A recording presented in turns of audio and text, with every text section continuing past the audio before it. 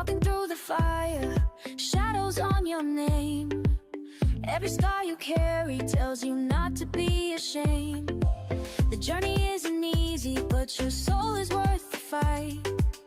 Every step you're taking pulls you closer to the light. How you gonna win when you ain't right within? When you have an awakening, it's just the beginning. It takes a lot more than you think, so don't stop your healing. Don't stop your healing.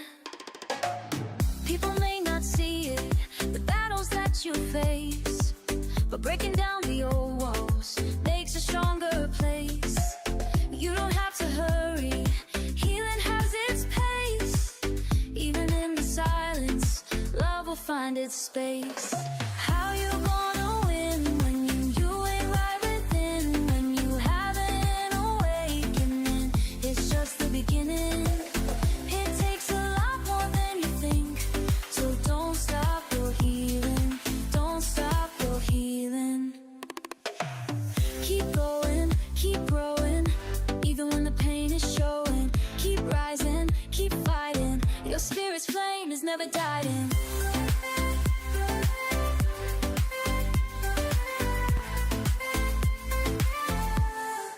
How you gonna win when you ain't right within? When you have an awakening, it's just the beginning. It takes a lot more than you think, so don't stop your healing. Just keep going, keep going. Breathe in, let it flow. You're stronger than you know. Every ending starts again. The healing never ends. Keep going, keep going.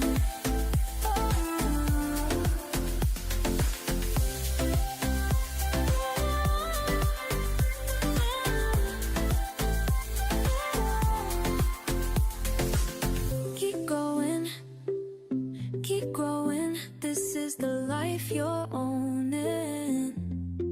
Don't stop your healing, no, you're just beginning. So keep going.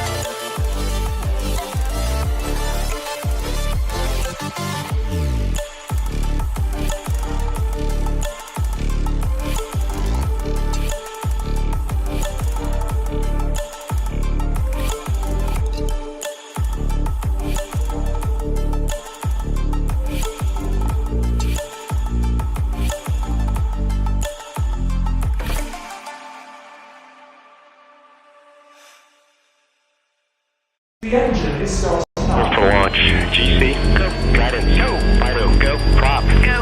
GNC? Go. Max? Go. Eagle? Go. Ecom? Go pending final steps to cabin link check. 3, 2, 1.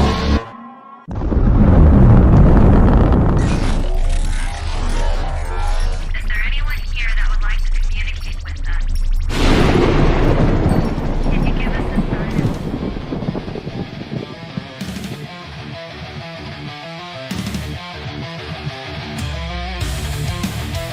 Welcome to the Riff Nation Network, the RNN, putting a slide in your glide and a dip in your hip. Welcome to the mothership, the home of the travelers of the universe. With shows throughout the week, you can find us at Instagram, Twitch, Facebook, YouTube, Spotify, and more. Everything you could want, everything you can need right here, right now. From the paranormal to the supernatural. From comedy to the spiritual. And now, your featured show. Shall we begin?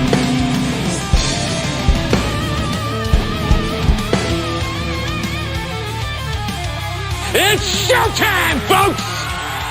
Podcast may contain material that some listeners may find sensitive, offensive, or disturbing. We strive to create respectful and informative content, but topics discussed may include mature themes such as violence, explicit language, or controversial subjects, triggering content including discussions related to mental health, trauma, or other sensitive issues, explicit language. Occasionally, our guests or hosts may use strong language. While we aim to handle these topics with care and empathy, we encourage listeners to exercise discretion. If you find any content distressing, consider skipping or seeking support. Remember that this podcast is not a substitute for professional advice. If you need assistance, please consult a qualified expert.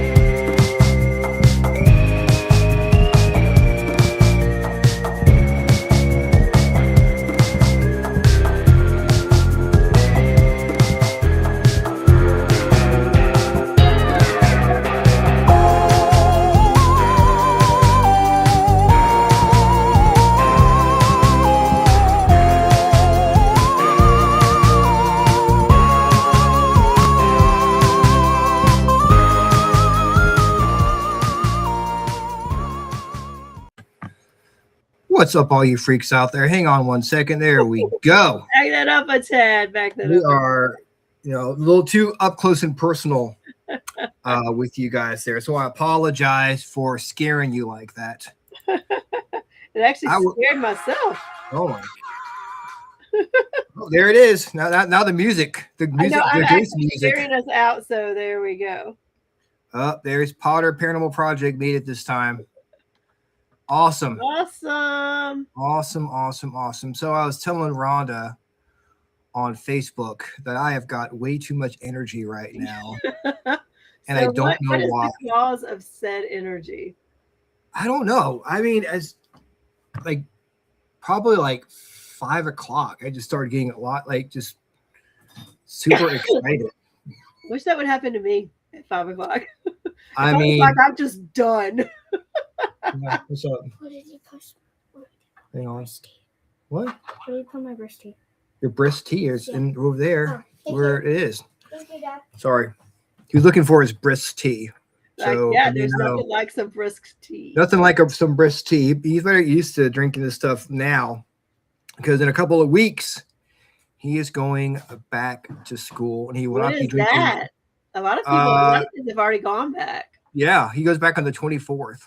Oh, wow. Okay. Of August. So he they still has a get a couple little more time than some kids. About a week and a half left. Yeah. For summer vacation. But he certainly won't be drinking brisk tea at 9 o'clock at night when he's going to school.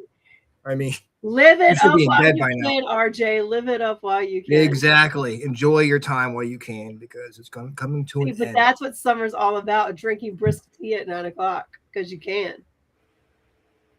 I heard something spill. Nothing. Okay, I'll clean it up. I'll clean it up after. I'll clean it up. Oh, thank you. See? Just gotta. I don't even want to know I think what's he's over there. picking up on your energy too. So there you go. Yes. Oh, see, Potter knows what's up. You have a ridiculous amount of energy, but that's because we're heading to Missouri. Oh, Nice. yeah, that would do it. Nice. I mean, it does. It pumps you up. Say hi to RIP Paranormal for us. They're from Missouri. Yep. Missouri. You know why I am have all this energy? I realize why. Because it is Duran Appreciation Day. Okay, I can get behind that. And I definitely appreciate myself some Duran. I can appreciate sure. that. What is your favorite Duran song? Hungry Like the Wolf. Man, that's a good And one. Rio. See, I like Rio. I like Union of the Snake is a good one. Ooh, that is a good one.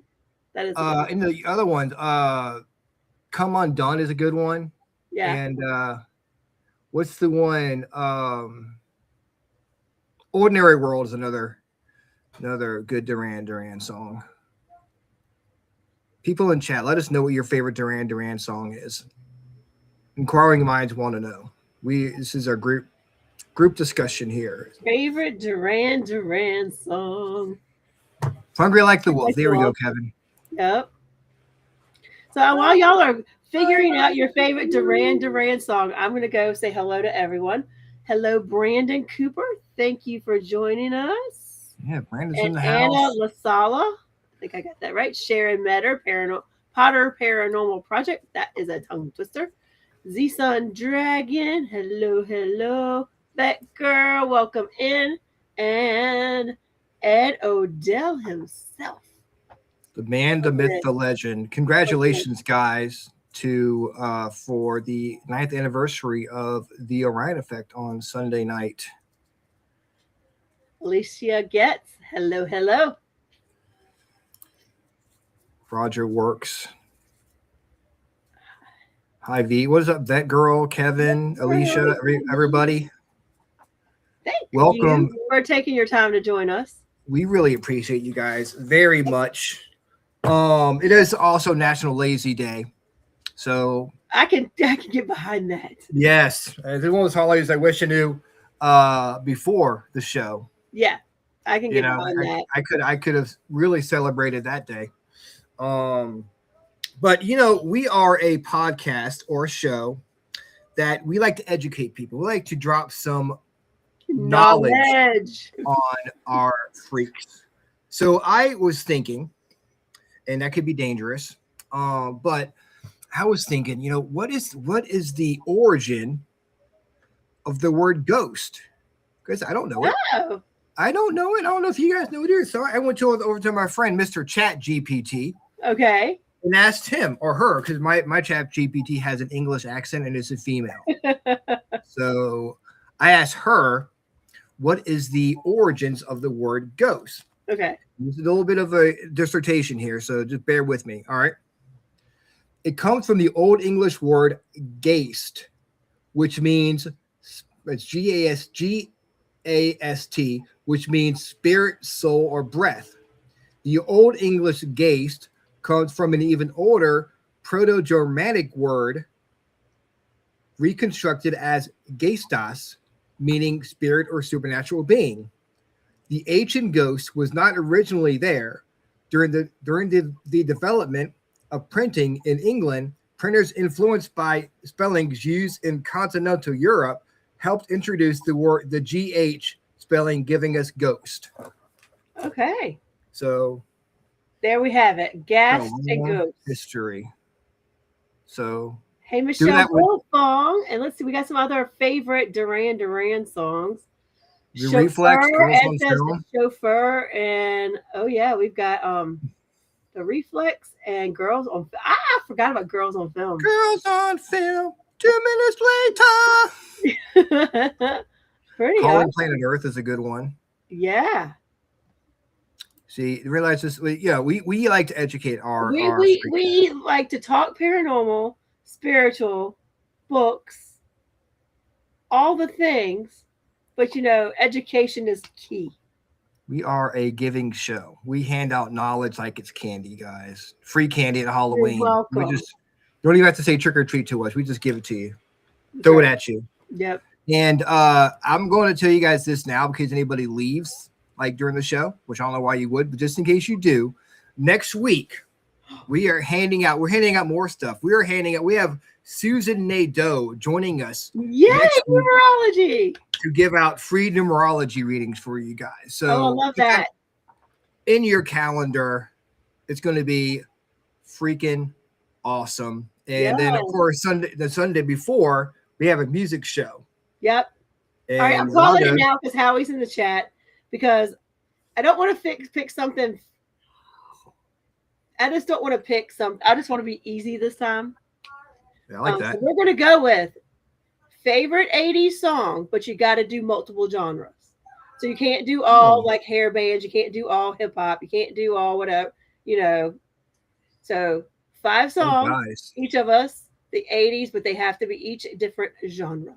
That is going to be awesome, guys. It's easy. Well, it's so easy, but it's so easy and it's hard because it's like, oh my God, I have so many choices, like a wealth of choices. But you got to narrow it down a little bit, but at least it should not take a lot.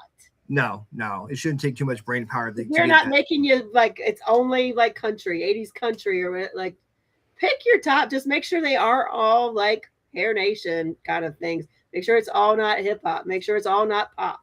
Spread it out a little bit. We're going to have a nice variety for you guys this Sunday night on the Freakin Awesome playlist, streaming live on YouTube exclusively. And thanks to Ryan for helping pick my list by throwing Duran Duran. Well, there we go. We'll thank the creators of the Duran Duran Appreciation Day. Yep. And then let's throw it out there. I think on Thursday we're talking to Iowa Paranormal Spirit Seekers. Nice. Like I don't know that we've had anybody from Iowa before. I know. We're going to talk about like the corn dough stuff. That's cool. That's talk about Middle America, the breadbasket of America. On Thursday. But first, before we bring in our lovely guest, who was recommended to me by Austin from Forgotten Explorations, who we happen to think is dope as well. They are awesome. They are dope. To quote Potter Paranormal Project here, he's dope. But yeah, Austin is a great friend of the show, and he was actually a co-host here for a while. Yes, way back yonder. Yep. Of the show. What's up, Third Eye Becca here on TikTok? I gotta look at my phone too every once in a while to see who's on TikTok. Third Eye Becca is in the house. Paranormal Girls and Tim are a fun group. Nice. Paranormal Girls and Tim. I'm guessing Tim is part of the Paranormal Girls. It's not just Tim, the investigator. Yeah, like was it Paranormal Girls and then Tim joined? So it's now Paranormal Tim. Girls and Tim. I have questions. There's Tim. Here, Paranormal Girls and Tim. It reminds me of Limu, Emu, and Doug. Yes. That's right. Paranormal Girls and Tim. That might have been the play on how it happened, though. Those are spelled the girls with a U and a Z. That's how you know someone's cool. When they put a Z at the end of their name. That's exactly what happened. Yes. Platinum Blonde. Crying came to mind. Rat out of the Cellar album. Okay. Well, he's going deep dives into Duran Duran. Oh, was that for the Sunday show? For the Sunday show. Okay. I was like, are those Duran Duran albums? No. All right, let's see how we're supposed to live our life. Y'all ready? Yes, please. Thank you. I got to know. Oh, one just fell right on out, so we're going to go with it. Dust Bowl. Darkness, Blackout, Oblivion. And you guys know I'm not going to leave it with that. Dust Bowl, Blackout, Oblivion. Darkness. All right, let's figure out what this means. Let's see what That comes sounds- out with that, because that we're just not leaving it with that. That sounds really, really happy. Dust Bowl, Very, Black Hole, very- Oblivion. Yeah, we're not going to do that. There's a message there, and that's not it. That's right. I bet so. Let's start the show I'm being not depressed. telling you to live your life like that. No, let's try All right. again. Come on, universe. Try again. What in the hell? Okay, hold on. We're going with 3 on this one because. Okay, so we got the Dust Bowl, Darkness, Oblivion, Blackout. Then I got Evil Eye, Protection and Jealousy, which isn't much better. So the next one is Solidarity and Strength. So I believe what these cards are calling for is reach out to a friend. Like, I'm not even going to say because you're in a dark place or things are going on, or you feel like I think the best way we can protect each other as friends is to just check in with people. Like like they always say, you never know what somebody's going through. So just pick. All right, I'm going to challenge everybody this week. Pick 5 people, even if they're your friends and you talk to them on the daily, and just send them a message and say, how are you really doing? How are you doing? Because that question alone might be exactly what they needed to hear. So I'm challenging everybody in chat, 5 people, reach out and say, how are you doing? How are you really doing? Don't tell me just good, but tell me how are you really doing, and see where that lands you.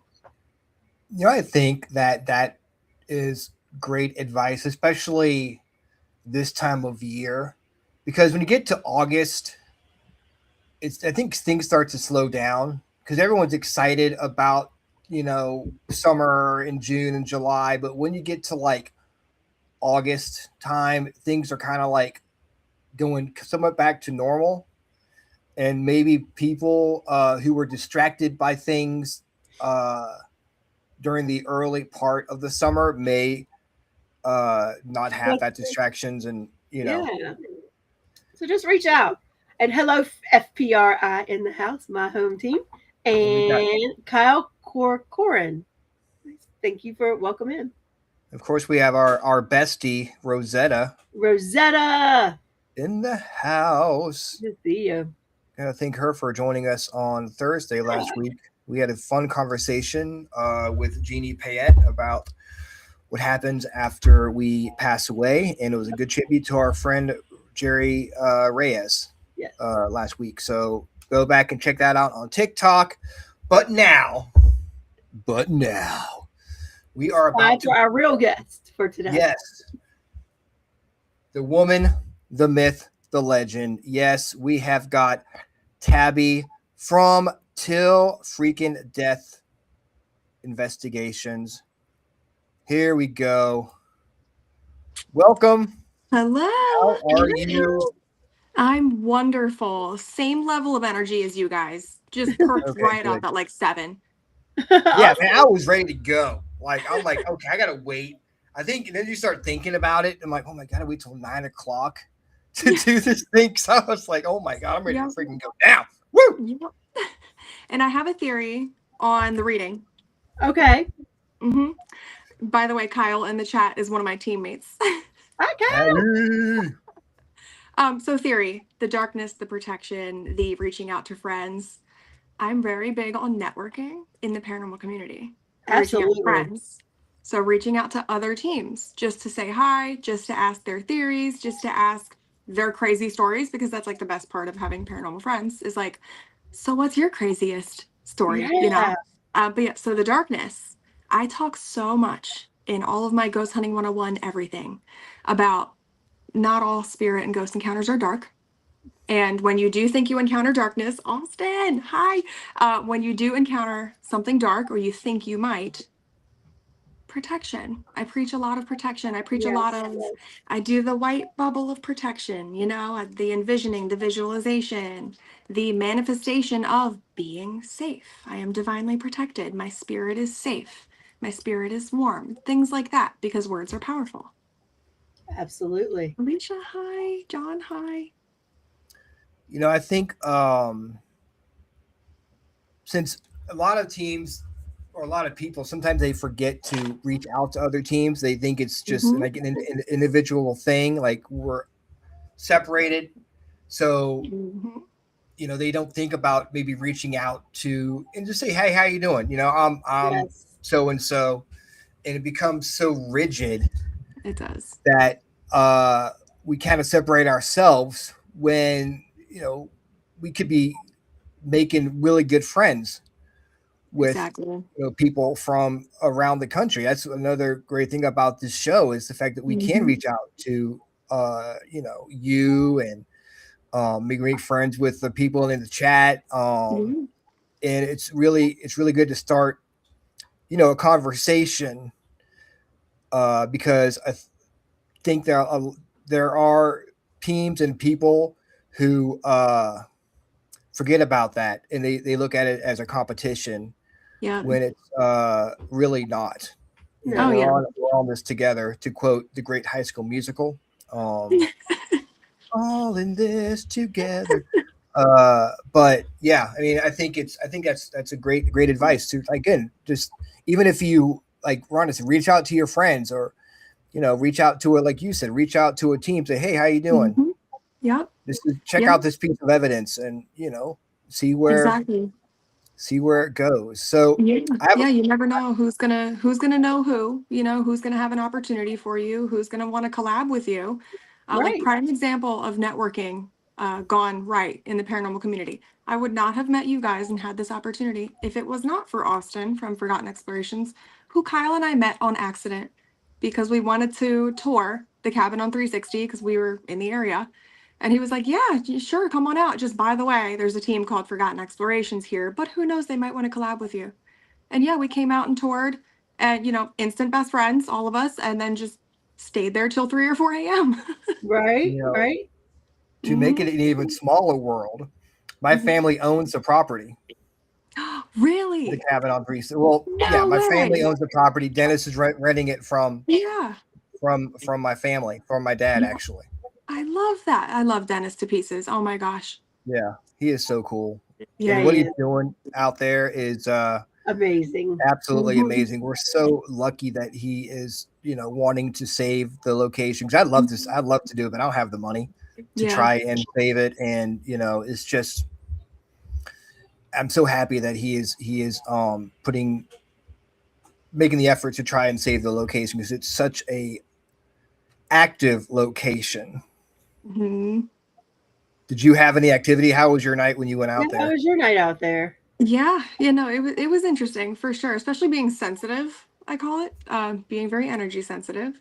Picked up on a lot of watchers. Of course, there's watchers everywhere you go when you first go. Like the first 1 or 2 times you go to any location, you get a lot of spirits that are like, why are you here? What are your intentions? Which is why I've developed my thing of walking into really anywhere and being like, hi, spirit friends, and just being happy to be there because I radiate good intentions to let the spirits know I'm not there to mess with them in any kind of way or disrespect them. But yeah, I think the biggest thing I picked up on the last time we were there, when we were really just there to chat with Dennis, which is me and Kyle and Dennis, was a child on the stairs. And I think I said he was wearing like a blue or a yellow shirt, and Dennis was like, yep, he's well known. His name is so-and-so. I wish I could remember.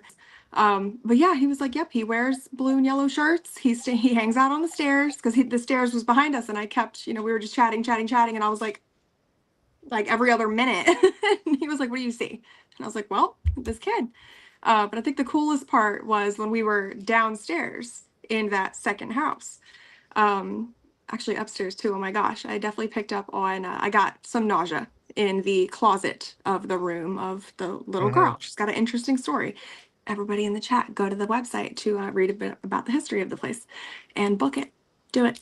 But yeah, in the basement, everybody set up a portal, essentially, like created a portal. And I was under Estes for most of it. So it was one of those things where I came out of Estes and was like, what are you doing? What is going on? Oh my gosh. Because it was successful. Apparently there was noises and there was REM pod activity, of course. And there was a lot of feeling going on, a lot of energetic feeling. That's crazy. That's live streams too. Wow. That was, I mean, there's so much stuff that is going on over there, but I don't really want to get into the cabin too much because we talk about the cabin a lot, and I want to do more about you because I just keep going about the cabin for another hour. I'm trying to stop myself from doing that. But what made you realize that spirits are real? Gosh, I was pretty young. I think I was 13 or 14 when I first started picking up on things. And of course, at the time, I just had no idea what was happening.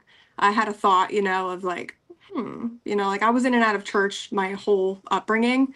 So of course, you're taught about this Holy Spirit. So of course, there's spirits. Spirits exist on earth.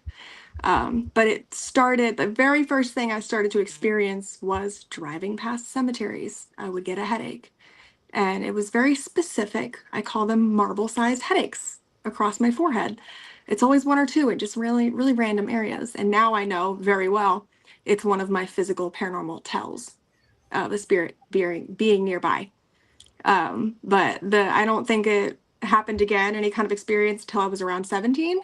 I lived in Pennsville, New Jersey. I was just talking to Anna in the chat earlier about the experiences we had growing up in southern New Jersey. Where I would hear very faint music, or I would hear a very specific voice in my head of somebody I knew calling my name. And I was kind of like, huh. So like, that's when I really got into it.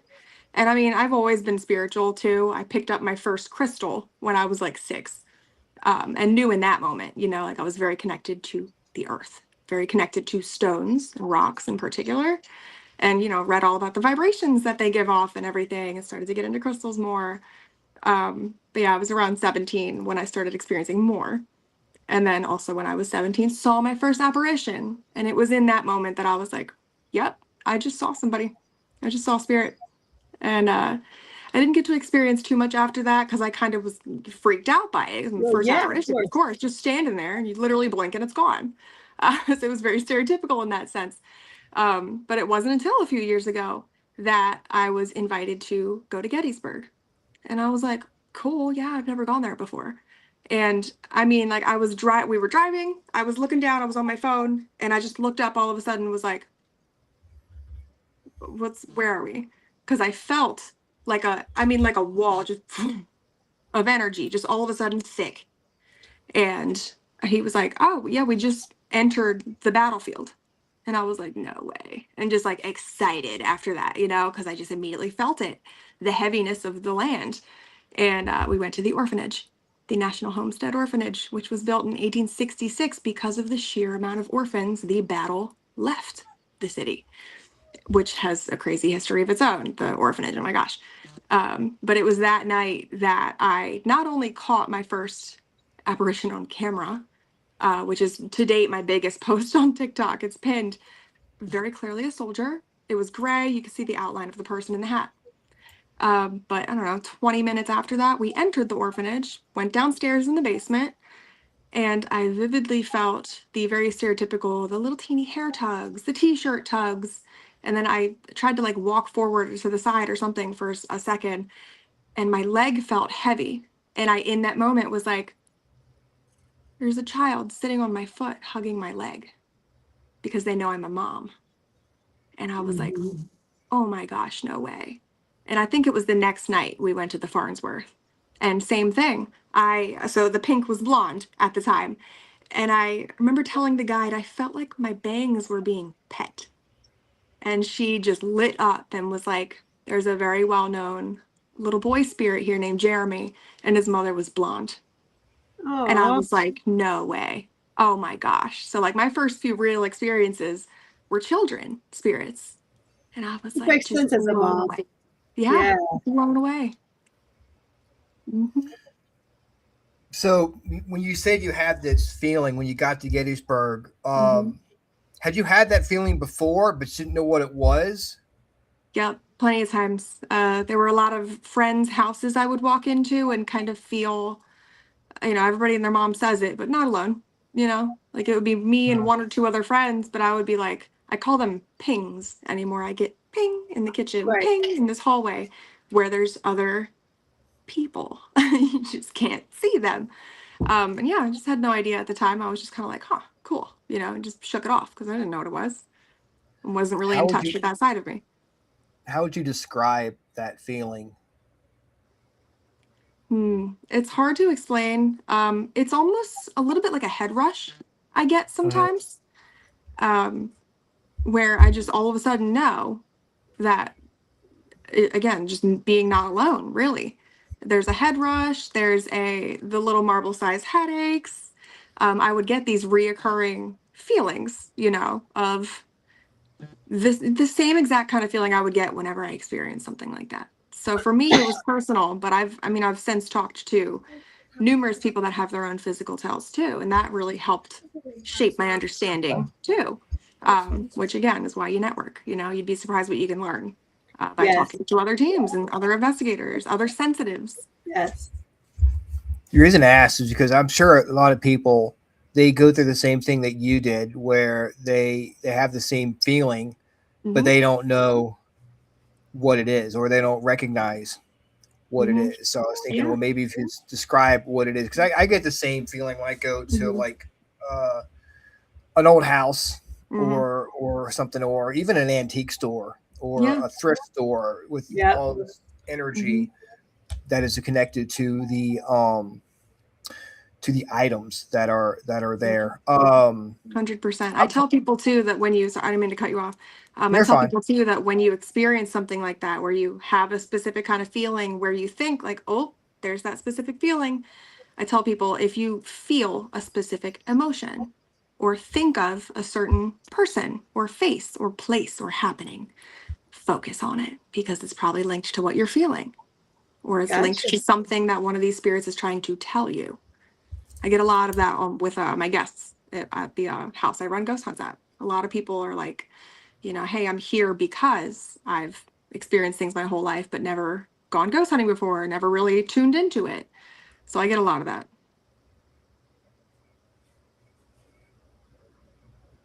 So you say you run a house? Yeah. Oh, I don't Brian, know. you're muted all of a sudden. Yeah, my audio messed up. No, I have a mute button on my microphone. I hit by accident. I always do it. Rhonda's used to it.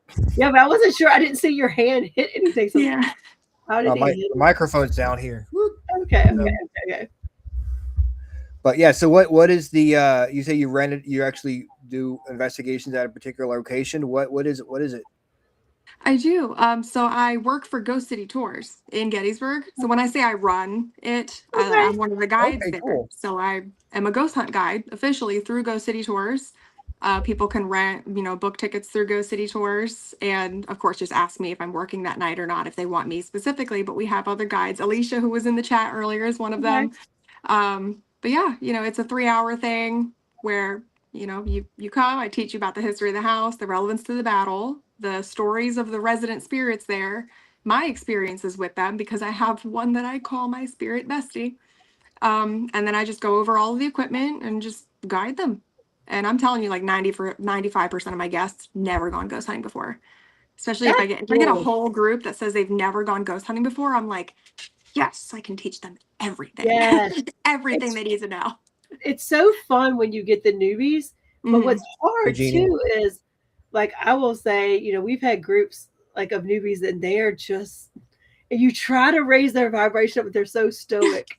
Yep. And I don't know if they're just in shock that they're there, so they're just watching everything. But some of them, usually you can draw them out after a little bit. But man, when you can, it's hard. It's so hard. Oh my gosh. Yep. I get a lot of skeptics. And I get almost cocky with it, if somebody's like, yeah, I'm excited to be here. He's not. And I'm like, oh yeah, come here. It's always fun when you have a skeptic or someone who's never had experience, when we get a piece of evidence and their eyes light up and they're like, oh, I didn't say that. Nobody said help me or whatever you catch. It's like turning a skeptic into a believer is always a good time, because even if you watch the shows and you're really into it, you don't really have 100% belief in anything until it happens to you. Right. Exactly. Yeah. You know, but Exactly. once it happens to you, you know, it can't be undone. I mean, Exactly. you know. So, what is Yeah. one of the things you like to? Is there anything specifically you like to do or try in the investigation or the tour to try to change the skeptic's mind? Is there something that always seems to make them have that light bulb moment that, hey, this might be something? Yeah, yes. It depends on the location. Because I do investigate other places too, and I'm going to start offering like the public investigation events. I have a location in Baltimore I'll be visiting in a few days to figure out some dates. But anyway, so the specific house I work at, I know the activity well that normally happens there because of course there's a weird day every now and then where I'm like, oh, there's different spirits here. I don't know. But my favorite is footsteps and floorboard creaks. The weirdest, coolest experience I've ever had there was sweeping noises for a very specific reason. But I love the footsteps because it doesn't happen often. But when it does, it's a solid few minutes of, I will call out, hello, spirit friends, or I'll address the spirit by name and get some footsteps. Like my last tour I did 2 nights ago with a skeptic in the group. And of course, his wife was like, huh? Uh-huh. You heard it. But it really was every single time I called out. Right above us was very clear, like 7 or 8 footsteps in a row. And you could hear full-blown boots or like heavy shoes of some sort, because of course it's on a battleground. But it was very clear. I also love to do Estes method. Like if I can get the believer partner to put the headphones on, and I kind of coach the skeptic through asking specific questions, or I ask questions and be like, watch this, like this is how you do it. Tell them to talk quietly, first of all, because people will scream questions. And I'm like, no. Like I always tell people to press down on the headphones, because I'm like, they're screaming questions. But yeah, love the Estes method too, because when people really can understand what's coming through, because it's hard, it's very faint sometimes, the voices. When people can understand what's coming through and they get that moment of, oh my gosh, I'm getting clear responses, intelligent responses, you watch their minds be blown. It's awesome. What's the craziest EVP you've ever captured? Craziest is a good question. The first one that comes to mind, I'll bring up, excuse me, is the Haunted Object Museum in Gettysburg. I spent a lot of time there. I love Gettysburg to pieces. It's only an hour from me. I'm in Maryland. But I had done a very quick EVP session in there after I had some physical experiences that were interesting. I got a burn on my back. I have a picture, a little circle. But yeah, I had it on once and I didn't say anything. But I got a very clear, like a distant yell that was very faint that said, "Hey, Tabbie," which is funny because I caught "Hey, Tabbie" on the novelist the other day and posted it. But that was interesting because I saw that. It sounded so far. You what? I'm sorry. I saw that. Didn't you saw post that? it? Yeah. Yep. That was really clear. That was weird. It was like, "Hey, Tabbie." That was. Yeah, there was backstory awesome. Too, which is why I was explaining it on live, because I was explaining to people how I had walked into the house and I took a video of, hey guys, bags are still on me. I'm holding my keys. The obelisk is plugged in, but on. And I was the last person in the house the night prior. And I'm recorded like a whole 5 minutes of me sitting there, just jaw on the floor listening. So I was explaining that happening on the live. And I said, that's crazy at the beginning of the video, because I was like, I've had it on for 2-3 minutes and got nothing come through. And right after I said that's crazy and kind of backed up to show everybody where I was sitting, "Hey, Tabbie." And then you could see me stand up like, That was a really, really good catch. Thank you. And it's good. It's always fun when they call it your name and they don't say "fuck you" afterwards. Which is really happy to see us as a cabin. Yeah, my spirit bestie's mouthy like that. Yep. So, all right, let's have a hypothetical situation. Yeah. You're going on an investigation to what's the name of your house that you doing? It's called the Gettysburg house again. Oh, I've been there. I love Knoxon Ridge. Yeah, love it. You're going to the Knoxon Ridge house, and you can only take 3 pieces of equipment. What would you bring? That's a good question. So I do tell people a REM pod, a traditional red circle REM pod, is my favorite physical piece of ghost hunting equipment. Maybe, actually, no, I was going to say voice recorder, but I tell people to use their phone for that. It's the same reason I tell people take videos, because you never know what you can catch. An SB7 Pro spirit box, because I love it to pieces. Honestly, a good old K2 EMF reader. I would keep it simple. Yeah. How about you, Rhonda?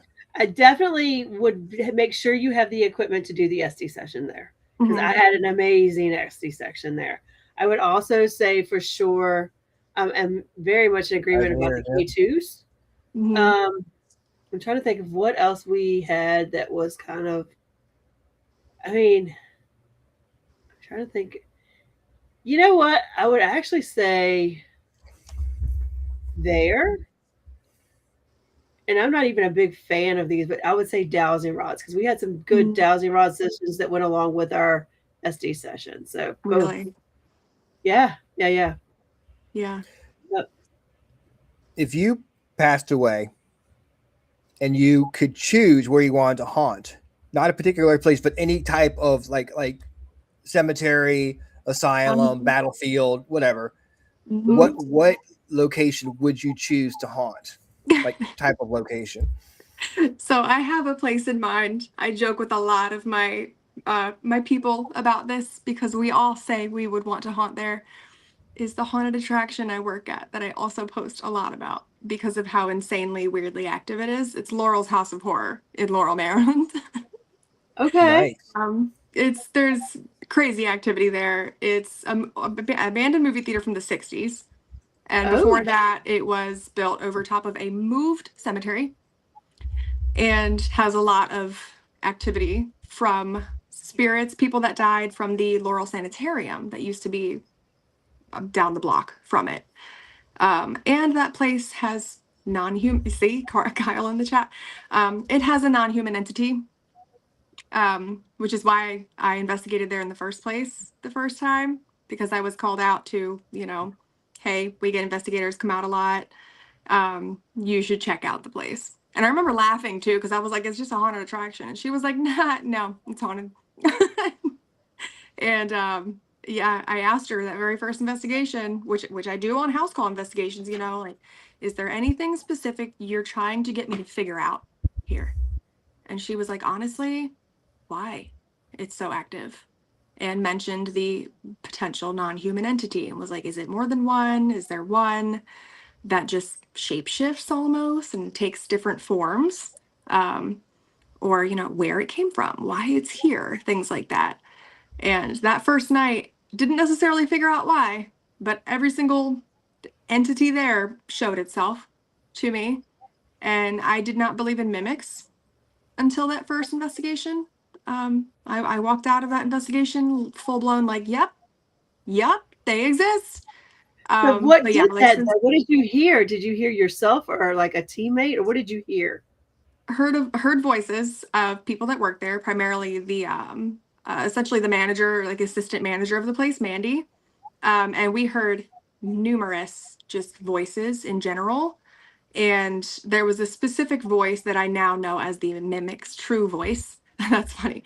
That I've heard on occasion too. When everybody calls out to the mimic and tries to get the mimic to show itself, it's got a true voice, and it's very stereotypically creepy.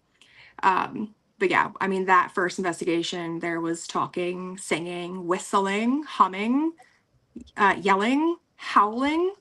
I mean, every noise you could think of. Yeah. We got the traditional like moaning and groaning too. But it was insane. Yeah. So was it like a play theater, or was it like a movie theater? It was a movie theater. So it had 3 different theaters, which one of them we call Midway, which is where the merch is and the escape rooms. And then the second one is the maze that you walk through. It's massive. And then the third one is just called the theater, because it's set up to be like a Phantom of the Opera style theater. There's a big stage. The first time I ever scare acted was on that stage. And that the whole place is crazy, but the theater specifically, every time we investigate in there, I sit on the stage, because you can look up and see the windows of the projector rooms. There's a door next to the stage where you hear things or see things. I've gotten, footsteps almost as if somebody stepped on the edge of the stage and walked towards me. And then, of course, I look and I'm like, oh, cool, there's nobody there. But the whole place is insane. Like, to the point where I've posted about this months ago, where there's a portal there, and there's a well-known portal room. It's called the cabinet room. The portal itself is a radio cabinet from the 60s. And the most activity happens in there. And there's this entity called the boy. And sometimes when you mention him, people that have been there, even at your house, you will get experiences there. And I was editing a video one time a few months ago of activity we got in the cabinet room that I since posted again a while ago. But in that moment, I didn't realize until my 3-year-old walked up to me and said the TV turned off. And I was like, well, that's weird. Like, usually if it's a Wi-Fi glitch, it'll just pause or something. And like, I've gotten tons of electrical interferences before because, I have dolls, I have attachments, I go a lot of places. But that in that specific moment, the light above me, which has never flickered before, flickered. And when I first posted the video, some people couldn't hear it. They said my voice sounded weird and screen recorded it and sent it to me. And then the next time they watched it, it was fine. And I was like, that's interesting. But there's a specific sensation you feel below your knees too, like a very specific kind of tingling that you get. And I felt that in that moment. And then the night after, where I had a tour at Knoxland Ridge, I felt that as I was standing next to the table, which is significant because the boy himself in the cabinet room hangs out under the table that's in there. And I didn't say it out loud to my guests because I didn't want to freak them out. But I had 2 guests that were kind of testing their sensitivities that night. That's why they wanted to go. But one of them was like, oh, there's a boy. And then the other one looked and went like this and was like, why did he go under the table? And I mean, it was 10 seconds before he said that I got the tingles. And I was like, like didn't say a word, but I was like, wow. Oh, wow. Talk about a strong entity. So yeah, and you see experiences. And you see the little boy at the cabin as well. So yeah, at the cabin. Yeah. Do you think child spirits are attracted to you because you are a mother and you do give off that I guess motherly vibe? I do. Yeah. I know that the boy specifically at Laurel's House of Horror is not a boy. We think it's the non-human entity that just appears as a boy. But we know too that he does kind of single out sensitives and parents. And that's how he tries to draw you in, is by, help me, I'm lost, help me, mommy, like things like that. Because of course mothers are going to be like, oh, there's a child spirit, he's asking me for help. Where is he? I want to help him. And everybody who has experienced there was like, no, don't respond to it. Don't. What do you think his end game is? Oh man, it's a good question.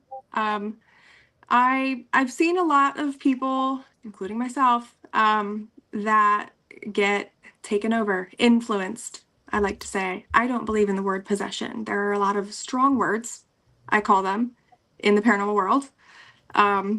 Possession is absolutely one of them, but I've seen people get influenced to the point of the all of a sudden blind rage, the all of a sudden sobbing, the all of a sudden starting arguments out of nowhere. And I experienced that on the first investigation I ever had there too, where the next morning, we slept for 3 hours. But yeah, woke up and just all of a sudden irritable as all hell. Mm-hmm. And then when I came out of that, I was sobbing. And then when I came out of that, I was irritable as hell. And that lasted for hours. And it wasn't until the person I was with kind of got a little scared and started playing gospel music. And I got nauseous and threw up. It was in that moment that I was like, oh my God, no way. Oh my God, no way. We just interacted with a known non-human entity. And I'm switching back and forth between these strong stereotypical emotions of people that get influenced by something negative and then throwing up more than once to gospel music. So that was a shaping moment in my investigation career too, for sure. Yeah. But it fascinated me. Fascinated. That really goes to show you need to go to an investigation with people you trust, who know you, who know, because once you're in that like state of mind, you don't realize it. Yep. You know, and sometimes you do, and it's too late. Yeah. And you know, you don't realize that you need to go outside and you need to touch grass, for a lack of better term. Exactly. Robert, Sorry. What were you gonna say? Okay, you said the radio room has a radio cabinet in it, right? Like, so it's like something you would have like in a living room in the 1960s. All right, so it's not like a radio with tubes and all that stuff. No, nothing connected, just a cabinet. Yep. All right, so that's to answer your question, Robert. It's just you know, room with a radio cabinet in it. I wonder if so you said that the little boy spirit or whatever likes to hang out in that room. He does, specifically under the table. I wonder if it was brought from with like the cabinet, if it's attached to the cabinet for some. Yeah, because there are a lot of props throughout the entire haunt that were donated from specific well-known haunted locations, including abandoned asylums.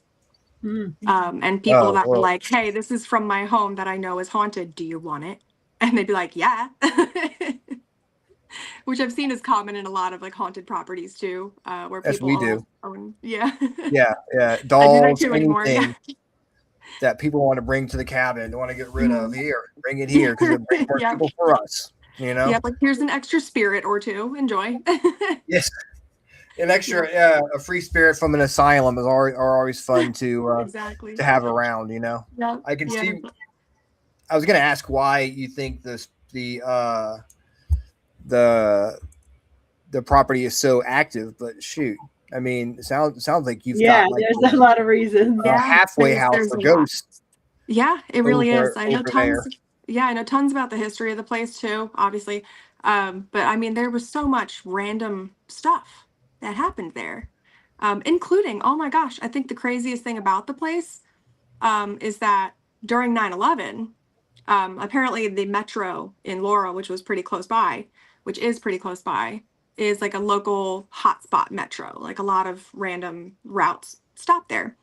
And during 9/11, like the two main people stopped there, and there's a bank on that strip where the haunt is, where they did a transaction that day. And there was another property, like another place in that strip where they visited too. But just knowing that they were there with the intentions that they had. Oh my gosh. Poured into that property as well. And then I believe it was George Wallace, like a old senator or some kind of state official from Maryland, had a rally essentially in that shopping center as well. And that's where his attempted assassination happened. So, I mean, random, negative, not good happenings right near or in that property. There is a lot of history in Baltimore, in that whole area. Yeah. That I think a few people know about. I think they know, of course, they know about Edgar Allan Poe. But yeah, it's fascinating because I don't know a lot about Baltimore. I know I've heard it's not a very safe city. I heard it's pretty dangerous. But you know, I don't know. What is it like? I mean, living in Baltimore do you feel like the spirits around you when you're in the city? Do you feel some kind of connection? Sometimes it depends on where I go. Like walking through the harbor, you feel it. Because it's the harbor, it's the heart of Baltimore, you know.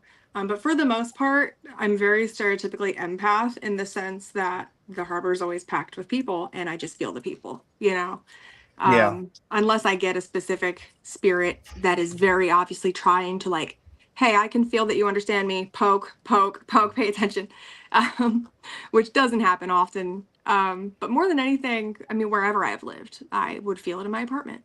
The past 3 places I lived in, I get them in my apartment. Wow. Mm-hmm.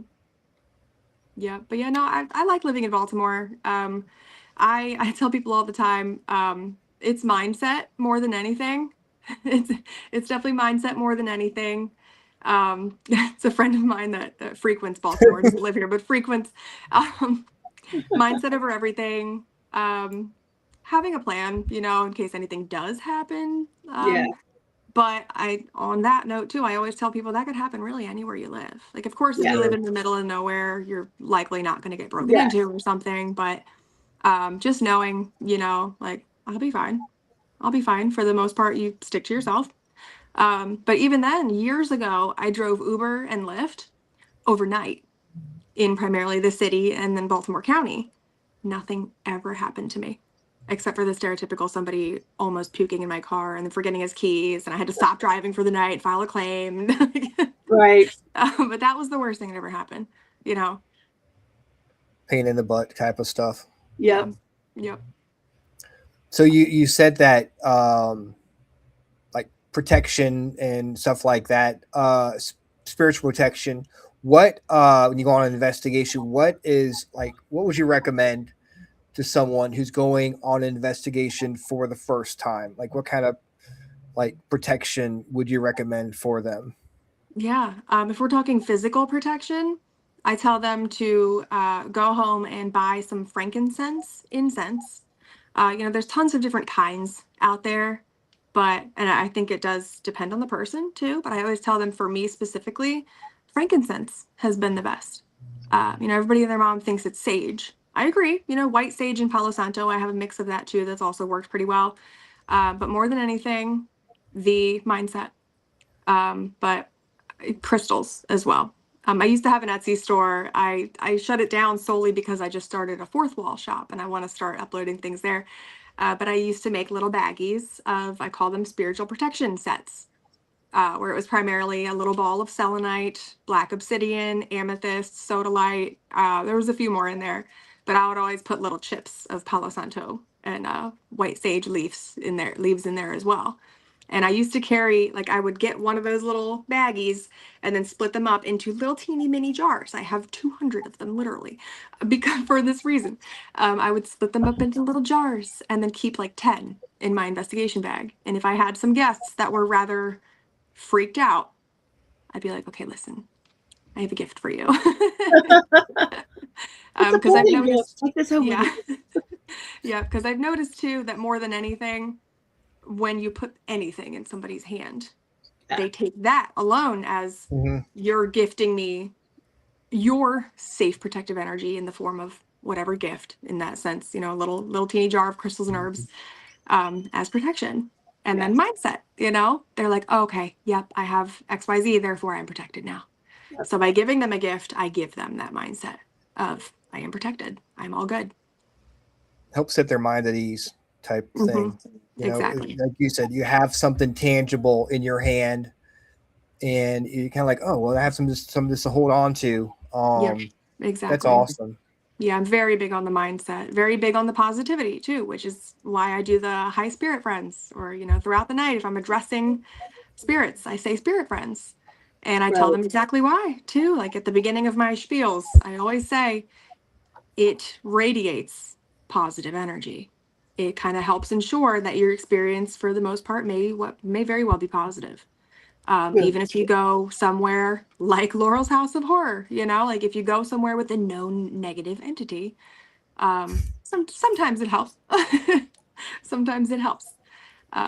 Because like I was saying, you let the spirits know through your energy that you're there because you just want to chat with them. You just want to experience them. That's all. Exactly. Although it's kind of hard to have a positive attitude when you go to some place called Laurel's House of Horror. Yeah. Like, Lori's happy, man. Attraction, yeah. It does set a little bit of expectation or intention of what exactly. Yeah. You gotta be like, all right, well, it's called Laurel's House of Horror, but let's look past that. Let's put our happy face on. Yeah. Tabbie, I definitely want to thank you for joining us. I just have one more question before we let you go. Yeah. What is your favorite thing about being in the paranormal field? Favorite thing, I genuinely meeting other investigators, making dear friends in this community that, we have those conversations about, hey, I've been called weird my whole life. Yeah. I'm like, yeah, me too. And then bond, and then you get into the conversation of, well, how did you get into the paranormal world? What got you interested? And you start learning about each other. And then being sensitive as well. It's, you start to pick up on them. And I had it happen the other day where I texted a friend and was like, what's wrong? She was like, what do you mean? Yes, something's wrong. So I think that's fun stalking too. me? Right. Exactly.